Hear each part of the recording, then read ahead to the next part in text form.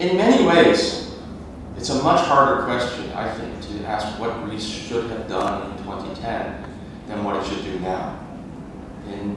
At this point, you've already had drastic internal devaluation. You've already made much of that adjustment.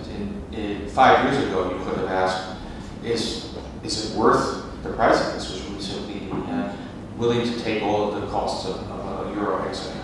And I think we don't know the answer. Fortunately, we don't need to know the answer.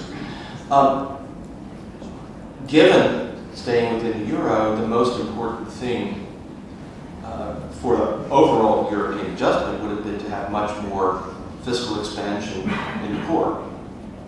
So if the ECB had been more expansionary, if German fiscal policy had been more expansionary, actually even France, if Germany had been more expansionary, there would have been room for France to be more expansionary, the whole environment would be much better, and the adjustment would have been easier here. It would still have been, there were still no good ways to deal with this within the context of the single currency, but it did not have to be as terrible as it has been. What do you think that what reform should go forward right now? Because just better tax collection, everybody here knows that the problem is not right. Okay, let me say, let me try to be considered here. I don't think it's urgent that structural reforms yield results right away. Greece does not need an immediate payoff from structural reform to start growing. This is part of the mythology, that that nothing has been done and this economy has made no adjustments. This economy has had a dramatic improvement in cost competitiveness. The only reason you haven't seen that translated into growth is the combination of ever harsher austerity and political uncertainty. Put an end to those things and there is room for growth. That doesn't mean that there are still, so there are structural reforms that should take place, which tax collection certainly is at the top of just about everyone's list. But that doesn't have to be yielding results this year or next year for it to be a serious policy. The mythology of the crisis has been that nothing happens unless you have fundamental structural reform taking immediate effect. Corruption in Greece and its root political system led to a faster failure to its economy. Do you recognize this factor? And if so, I'm guessing structural, but what are your suggestions? Which are your suggestions? Sure. I mean, obviously, Greece has a long history of fiscal troubles. Obviously, as many of us pointed out, when the euro crisis began, that Greece was unique in Greece was the only place where it made any sense to think of it as a fiscal problem. Everyone else, Spain, even Portugal, it was a private debt problem, not a public debt problem. So Greece has some weaknesses, but we all do. You know, it's look at primary deficits in Japan. They have been as big as Greece, but nobody thinks it's a comparable problem. Look at the difficulties of reaching political compromises that let you move forward on issues, and it's hard to come up with an advanced country that is more screwed up in that dimension than the United States. So none of us has a perfect political system. We all have problems. It's only when the crisis hits that you say, that country is fundamentally incapable of doing stuff. So I think you shouldn't assume that Greece is incapable. A few years of economic success and be amazed at how much better your political system looks, even if nothing has changed. Greece there is no alternative but to bring this regime of ever harsher austerity to an end. It's just not supportable. It's not supportable politically.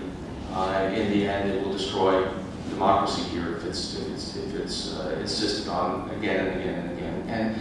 And so the government of Greece is able, correctly and credibly, to say to Europe, no, you can't keep on doing this to us. And that's an important power because there is a European project which everyone wants to save. So no, I think Greece is by no means as powerless as it's sometimes imagined. And it's not, it's a small country, yes, but it matters. And so this is you know, I'm not sure how to quite bring this statement to an end, as you can see, but but there's a lot of power in being able to say, look, we have done everything that can humanly be expected of us. And you would not like to see what happens if you try to push it even further. If I were in Brussels or Berlin, the real nightmare, not the real nightmare, but something that should worry you would be what if Greece is forced out and after 2 years of extreme distress, then does have a strong recovery.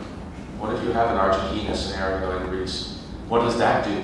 That makes the possibility of other exits credible.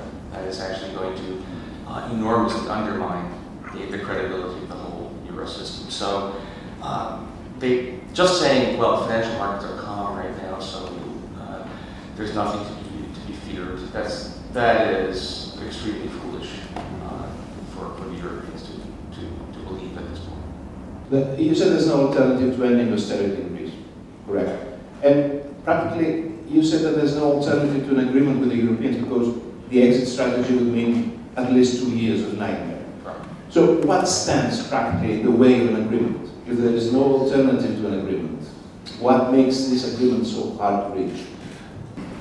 It's hard after 5 years of insisting that you have the answer and say, well, okay, that wasn't, you know, we're going to have to do something different now. Anyone who thinks that there's a magic bullet to accelerating the rate of growth of potential output is deluding himself.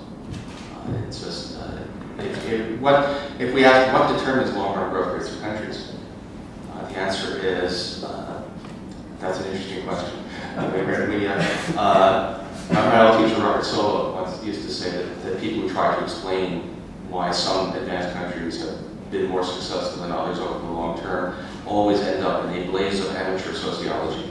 The policy of austerity is intentionally designed in order to favor the northern European countries? Everything I know about German hardliners, which is the core, is that they are sincere. They really believe that they're talking about the path of virtue. They really believe that Germany's success shows that being determined at cutting is always the right thing to do, and that it's good for everybody. In a way, that's why it's so problematic. It might be easier to deal with them if they were cynical. As my colleague at the Financial Times, Mark Gould, says, there is a view that tends to be, especially in Germany, which is that economics is a branch of moral philosophy. And so it's an attempt to make this all about there is what is right, and never mind what the numbers or the evidence says. That's the problem, not a conspiracy to put Greece down as a nation.